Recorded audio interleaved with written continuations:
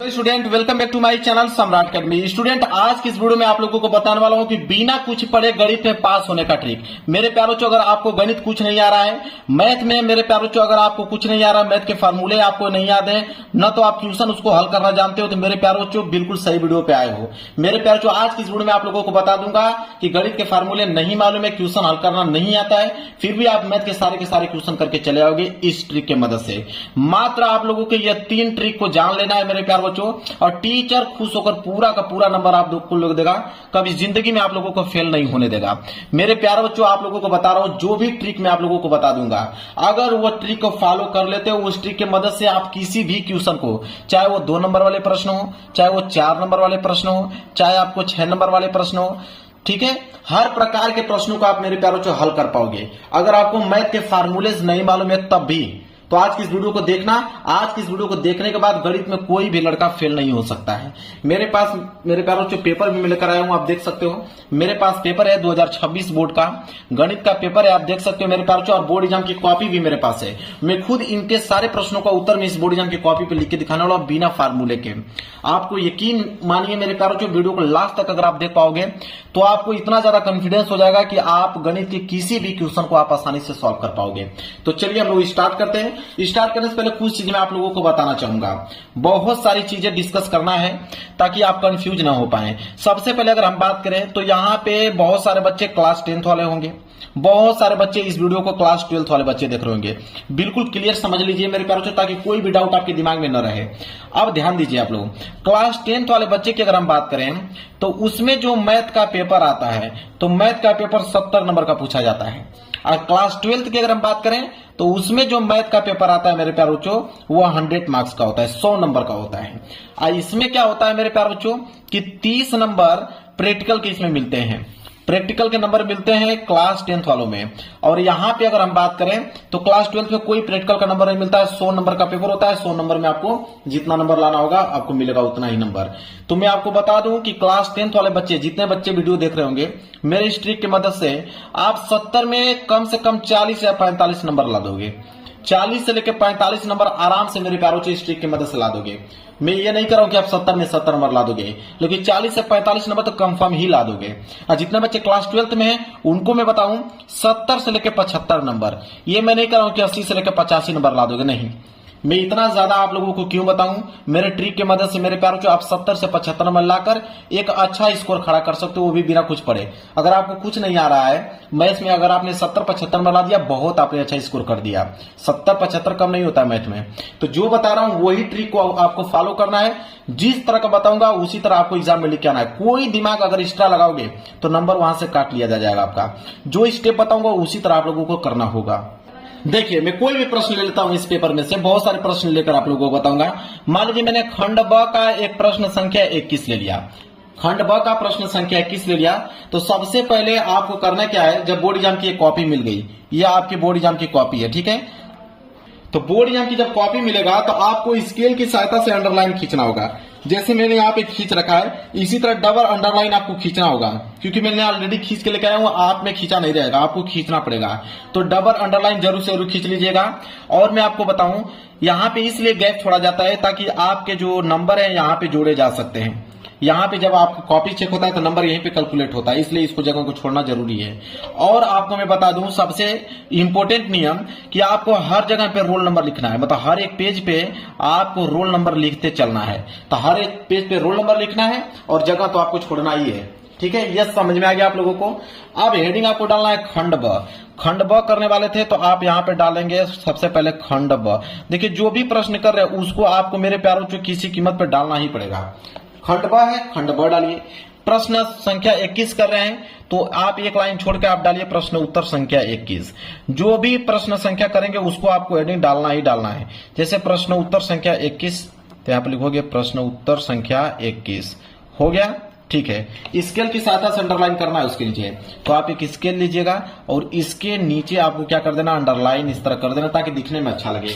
अब मेरे प्यारों वो भी 21 में आप देखिए क वाला प्रश्न कर रहे हो कि आप पीछे देखिए, ख वाला कर रहे हो कि ग वाला कर रहे हो कि घ वाला कर रहे हो कि ड़ कि च, बहुत सारे प्रश्न है। तो आप क वाला कर रहे हो तो आप यहाँ पे डालिएगा 21 का क, तो यहाँ पे आप लिखिएगा 21 का क और यहाँ पे भी लिख सकते हैं इस तरह क। क्लियर है? ये काम आपको करना ही करना, किसी भी प्रश्न कर रहे इसी तरह करना है। क्लियर है? चलिए अब ध्यान दीजिए, आप प्रश्न करने का तरीका क्या है उसको समझिए। देखिए, वो ट्रिक जिसे टीचर देकर नंबर देता है, वो ट्रिक मैं आपको बताने वाला हूं जिसे टीचर देके पूरा का पूरा नंबर देगा। आप उसको समझिए, मेन चीज यही है। देखिए, पहला नियम ये कहता है मेरे प्यारे बच्चों कि स्टार्टिंग इज इंपोर्टेंट। मैथ में क्या है कि स्टार्टिंग बहुत ही ज्यादा इंपोर्टेंट रहती है कि आप स्टार्ट करते कैसे हो, किसी भी क्वेश्चन को स्टार्ट करने का तरीका आपका क्या है। इसके बाद अगर हम बताएं, दूसरा नियम ये कहता है कि मैथ में जो है स्टेप मार्किंग होती है, मतलब स्टेप मार्किंग का नंबर मिलता है मैथ में। जैसे स्टेप मार्किंग का मतलब ये होता है, जैसे अगर मैं कह दूं आपको कि 2 गुणे 3 प्लस 5, तो आप कहोगे, कोई आंसर इस तरह लिख सकता है कि 2 3 6 6 5 11, डायरेक्ट एक स्टेप में ही उसका आंसर क्या करेगा बता देगा। अगर इसका स्टेप बढ़ाना चाहोगे तो आप ऐसे कर सकते हो कि 2 में 3 का गुणा करोगे तो 6 और 6 प्लस 5 और 6 और 5 जोड़ोगे तो कितना हो जाएगा 11। क्लियर है? अगर स्टेप और बढ़ाना चाहोगे, मतलब अगर मैं क्वेश्चन आपको दे दूं इस तरह कि 2 गुणे 5 और यहाँ पे भागे 5 और गुणे 3, इस तरह दे दूं, तो बहुत सारे बच्चे करेंगे क्या कि डायरेक्ट आंसर पहले भाग करते हैं, तो यहाँ पे भाग करोगे तो कितना आ जाएगा 1 और गुणा कर दोगे 3 कम 3 3 दूनी के 6, डायरेक्ट 6 लिख दोगे। अब बहुत सारे बच्चे क्या करेंगे, पहले भाग करेंगे, फिर इसका गुणा करेंगे, फिर इसका गुणा करेंगे, मतलब वो कम से कम 2-3 स्टेप में उसको बढ़ाकर ले चलेंगे। तो मैंने यह समझाने का मकसद था कि स्टेप मार्क क्या होता है। तो स्टेप मतलब उसको आप जितना बढ़ा चढ़ाकर स्टेप कर सकते हो, स्टेप मार्किंग पे नंबर मिलता है। इसके बाद प्रश्नानुसार, आपको जब हल कर रहे हो कोई भी प्रश्न, तो प्रश्नानुसार क्या है उसको सारी चीजें मेंशन करना, उसमें दिया है उसको भी लिखना है, चिन्हों का प्रयोग आपको करना है।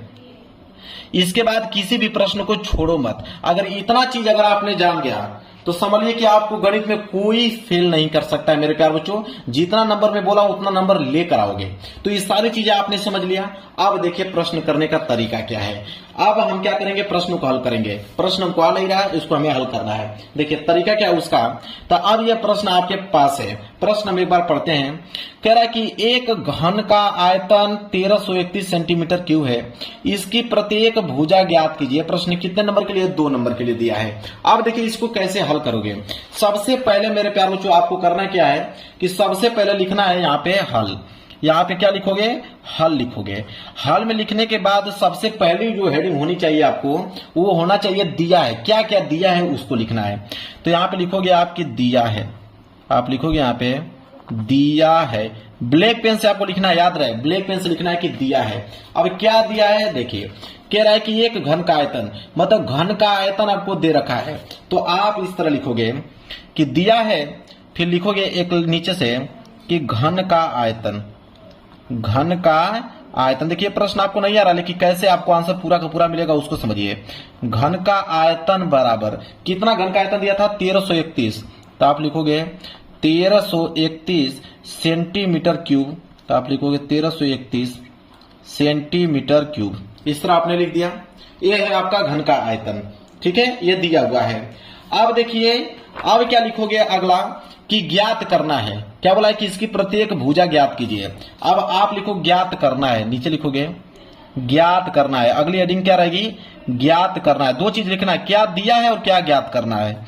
तो ज्ञात करना है, क्या ज्ञात करना है, तो यहाँ पे प्रत्येक भुजा, यहाँ पे जो ज्ञात करना है वो ज्ञात करना है प्रत्येक भुजा, ठीक है, प्रत्येक भुजा जो है ज्ञात करना है। इस तरह आपको लिख देना है। अब मेरे प्यारों को ध्यान से आप लोग समझिए। अब हम डालेंगे यहाँ पे कि अगली हेडिंग रहेगी हमारी प्रश्नानुसार, मतलब प्रश्न के अनुसार। अगली हेडिंग जो रहेगी वो हो जाएगा प्रश्नानुसार। आप कैसे हल करेंगे उसको देखिए, प्रश्नानुसार।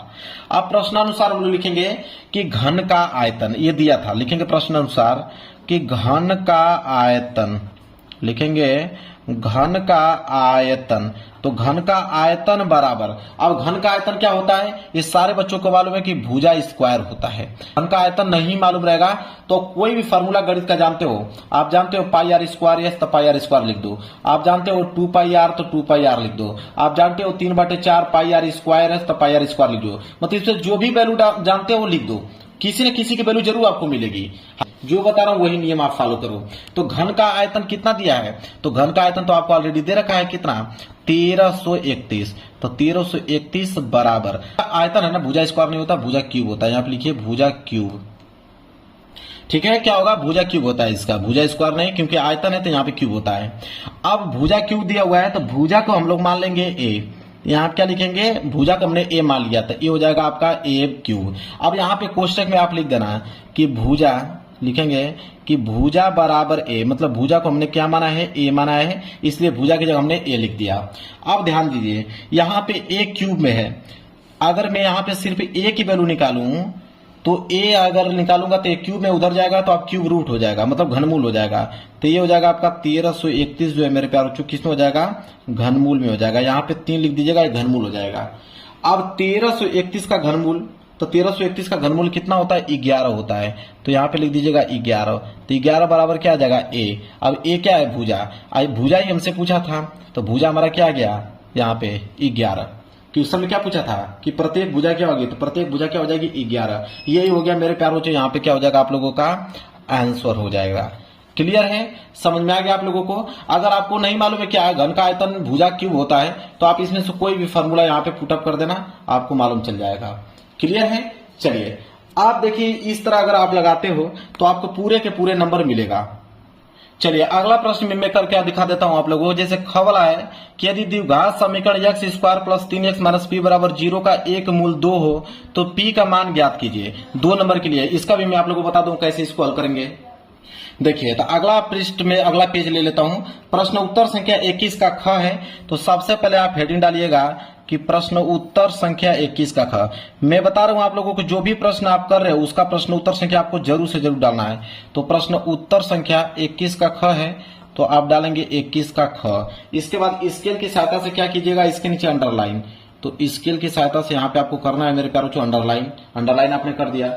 इसके बाद देखिए क्या लिखोगे यहाँ पे, हल। यहाँ पे क्या लिखोगे, हल। अब हल में क्या लिखना है आपको, दिया है। तो पहले क्वेश्चन पढ़ते हैं। तो क्वेश्चन में लिखा है कि द्विघात समीकरण आपको दे रखा है, तो लिखेंगे दिया है। तो दिया हम लोग लिखेंगे ब्लैक पेन से।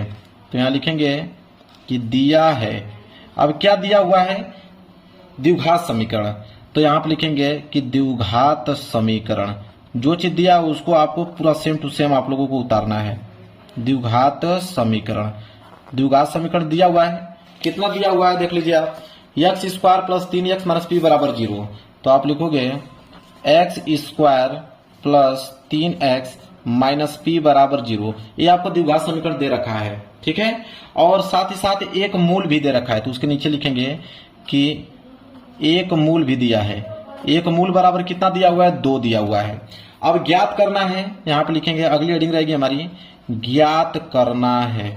अगली हेडिंग रहेगी हमारी ज्ञात करना है। क्या ज्ञात करना है, तो इसमें बोला है कि p का मान, तो लिखेंगे p का मान। p का मान क्या करना है, ज्ञात करना है। क्लियर है, चलिए आप देखिए इसको कैसे हल करोगे। अगर आपको नहीं आ रहा है तो मैंने क्या बताया, सबसे पहले हम डालेंगे प्रश्नानुसार।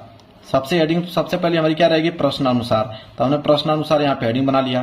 अब प्रश्नानुसार जो दिया है द्विघात समीकरण उसको नोट करेंगे। दिया हुआ है x square plus 3x minus P बराबर 0। अगर आपको कुछ नहीं समझ में आ रहा कि इसको कैसे हल करेंगे, तो देखिए यहाँ पे एक मूल आपको दे रखा है 2। तो अब एक मूल आपको 2 दे रखा है, तो आप मान लीजिए लिखेंगे यहाँ पे नीचे कि माना x बराबर 2। जो एक मूल दिया हुआ है उसको x मान लीजिए कि x बराबर 2। अब यहाँ पे लिख दीजिए कि x का मान, यहाँ पे लिखिएगा x का मान समीकरण में रखने पर, मतलब द्विघात समीकरण पर रखने पर, x का मान द्विघात समीकरण में रखने पर, द्विघात समीकरण पे रखने पर। अब रख दीजिए x का मान। तो x का वैल्यू क्या है, 2। तो यहाँ पे लिखोगे 2। तो हो जाएगा 2 का स्क्वायर प्लस 3 गुणे x आ गया, तो यहाँ पे हो जाएगा 2 माइनस पी बराबर 0। अब देखिए 2 का स्क्वायर करोगे तो 4 और प्लस 3 का गुणा 2 में करोगे तो 6 माइनस पी बराबर कितना आ जाएगा आपका, 0 आ जाएगा। अब 6 4 कितना होता है, 10। तो 10 माइनस पी बराबर कितना आ जाएगा, 0। तो इधर हो जाएगा 10 बराबर माइनस पी, उधर बचोगे तो प्लस पी। तो पी बराबर कितना आ गया, 10। तो पी बराबर 10, चाहे ऐसे लिख सकते हो p बराबर इससे 10। ये हो गया मेरे प्यारे बच्चों आप लोगों का आंसर। क्लियर है। अब एग्जामिनर पूरा का पूरा नंबर आपको दे देगा, एक भी नंबर नहीं काट पाएगा अगर इस तरह आप लिखते हो पूरा सीक्वेंस में। तो समझ में आ गया। तो मेरे प्यारे बच्चों कोई भी प्रश्न अगर कर रहे हो तो आपको इस सीक्वेंस में करोगे तो एक नंबर आप लोगों को काटेगा नहीं, पूरा का पूरा नंबर दे देगा। तो वीडियो पसंद आए तो वीडियो को लाइक कर देना, चैनल पर नए हो तो चैनल को जरूर सब्सक्राइब कर लेना। मिलेंगे एक प्यारे से नेक्स्ट वीडियो में, तब तक के लिए धन्यवाद।